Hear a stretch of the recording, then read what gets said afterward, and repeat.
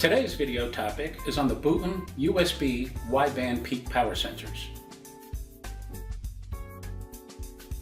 What is unique about the Boonton peak power sensor is its ability to display average and peak power simultaneously.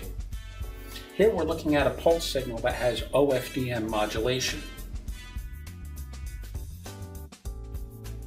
We can also use CCDF, complementary cumulative distribution function, as another way to display average power versus peak power. This is time in percentage versus our peak power in relationship to any given point in time. We also can display this in a split screen fashion. Here on the right hand side is my pulse display with the average and peak, and here's my CCDF values and my CCDF table of values. Another nice feature is the memory function, where we can actually display and store a trace against an active trace.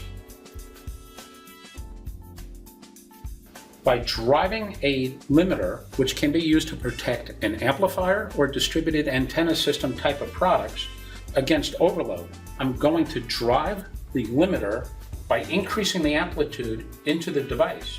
And what I'm seeing on the right hand side is my pulse power starting to rise while I'm looking at the CCDF display and seeing that I'm starting to get some separation down here. This is showing that we're actually causing potential bit error rate in our device or communication systems. What's important to realize when you're using peak power sensors, to do some work like this, you have to have fast rise time. In this case, we have a 3 nanosecond rise time and a large video bandwidth.